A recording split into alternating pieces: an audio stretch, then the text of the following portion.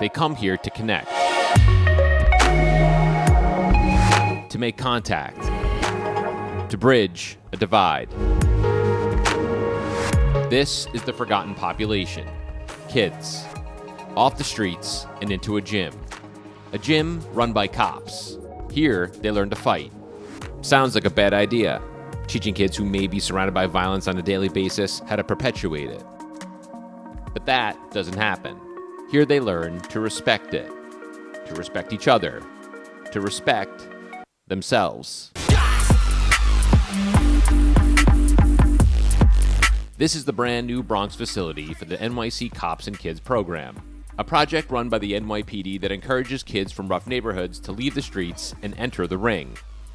Lessons, sparring, fitness, all absolutely free for kids 12 to 21, or younger if you can handle the bag.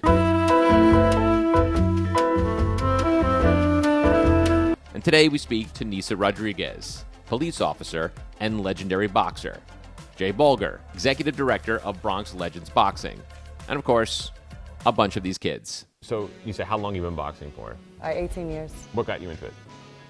The Bronx. It was just a basic story of like growing up in the Bronx. I got into a lot of problems.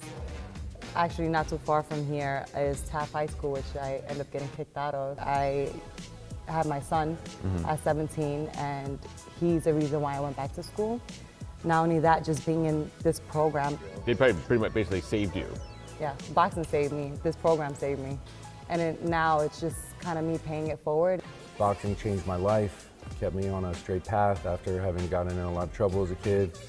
And you know, when I heard that they closed those police athletic league gyms, I was so motivated to, you know, make a difference and change that. We're gonna bring free boxing back to the Bronx. This is the heart of boxing. If you don't have boxing in the Bronx, then where do you have boxing in general? There's nothing bad about living in these neighborhoods. But if you can better yourself, and as a parent, I can speak for a lot of parents, you always want your kids to do better than you. And this is something that helps with that, because it's not just boxing. We teach them self-defense, we teach them to respect yourself, respect others.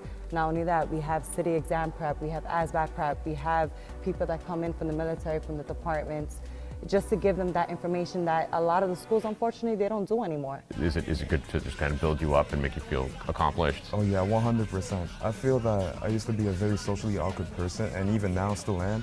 But I mean, as Jay said, like if you have the courage to get in a ring with someone that's trying to take your head off, then I don't think you should be scared of talking to someone, you know? Definitely helps like discipline, and especially helps me for like mentally, because I mentally go through things and sometimes I don't know how to cope. Right. And this helps as a coping mechanism. You think a kid who has issues, you teach them boxing, they're just gonna now know how to fight, but it straightens you out a little bit. Yeah, it keeps you more calm, you know? Yeah. So, well, for me, yeah, it keeps me more calm. It helps me level out my anger a little bit. Which has needed this for over a decade now. A safe place for kids to go after school, to get a good workout in, make friends, all levels, all ages. We've got girls here, we've got boys here. You just started. Yeah. What do you think? It's fun. Why are you doing it? My dad wanted to show me, and like, cause he does boxing, Yep. and I wanted to try it out. Don't. You don't have a partner? Nope. You see young versions of yourself come through that door. Oh, absolutely. They're looking for a self-worth and self-identity. This is something that it becomes a family. If you go to any gym, you'll notice any combative sport, whoever's training there, that group is your family. Find like a nice relationship with all the mentors. And 100%. I feel like they've helped me so much, and it's really easy to talk to them, and I can go to them for whatever I need. I'm tired and old. You are young and ready. 1246 212 212 917 917. Everything has a badge. Everything says New York City Cops and Kids or NYPD Boxing.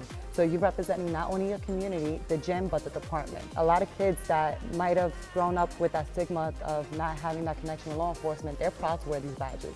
And that means a lot. Crime prevention, rehabilitation, wellness, mindfulness, and we are going to be working with kids that are in Rikers, and they're gonna come in here and they're gonna do our job training and leadership program, and they're not gonna go back to Rikers.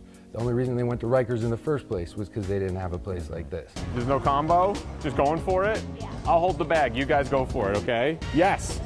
Taylor Swift stinks. Taylor Swift stinks. Beyonce is overrated. I feel good that you're doing something, but when I see the kids that I've helped mentor, the kids that we help in this program, not just me, but all the staff, and them coming back and paying it forward and becoming a mentor, that means that you did something.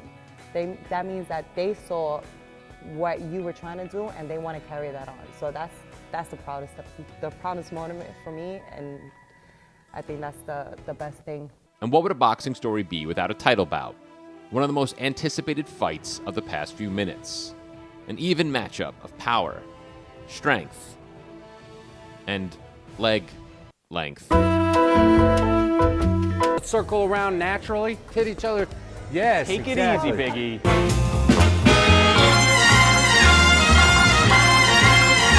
Do you want to do like a... Yeah, we could do some Muhammad Ali shuffle.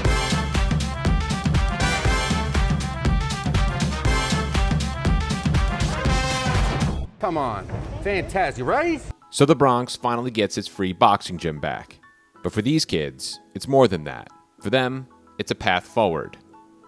A chance. They know that whatever happens out there, in here, they're safe. There's a future here for everyone who puts on a pair of gloves or grabs a bag. A theory tested and proven. And that future begins as soon as you walk through these doors.